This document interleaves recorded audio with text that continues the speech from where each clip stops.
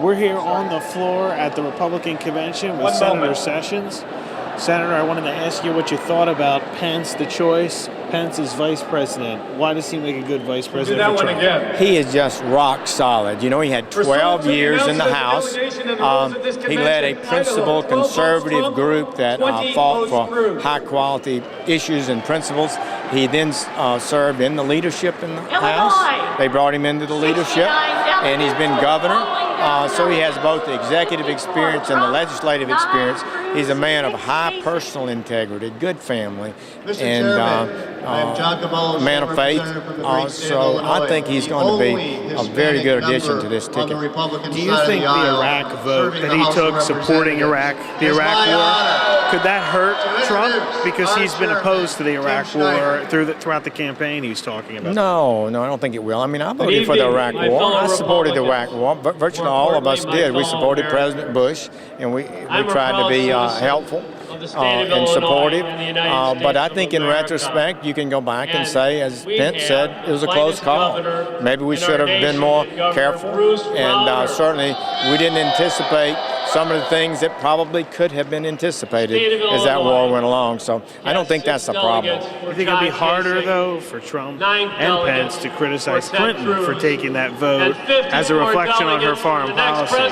Well, she now pulled out of Iraq. She was Secretary of State when we terribly, awfully, disastrously pulled all our troops out in 2011. I mean, it was just a small number of troops, not in a combat role. I'm telling you, that country would not have turned into the situation it is. ISIS wouldn't have been able to take a third of it. Now we're having to try to help the people take it back. And that's just been a disaster for Iraq, and it should never have happened. Do you think Trump should support bringing troops back to Iraq to take on ISIS? Well, that's the kind of thing you got to be really careful about. We do not want to get back into a big combat role in Iraq or anywhere in the Middle East. I'm personally going to be a lot more careful about when we think about deploying military force. But who knows?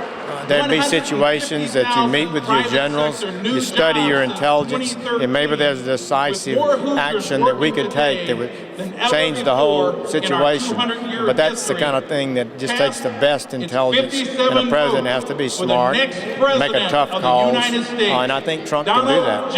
And I also wanted to ask you about Melania Trump, her speech on day one, the plagiarism issue. The main media outlets are showing Michelle Obama's speech and the similarities. It's pretty similar, those two paragraphs. Could that hurt the Trump campaign going forward, since it was such a big speech? Well, I don't think so at all. I mean, the most important thing is for Melania and the Trump family to be able to speak as to who they are, truthfully represent who they are. And she's a lady of poise and intelligence. She loves the family. She's delivered, a message that shows she's quite capable of being First Lady. And I think people liked her. And the most important thing is the language in a speech can come from a speechwriter.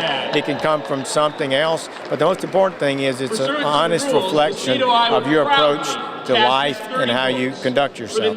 At the GOP convention in Cleveland, I'm Nicholas Balassi.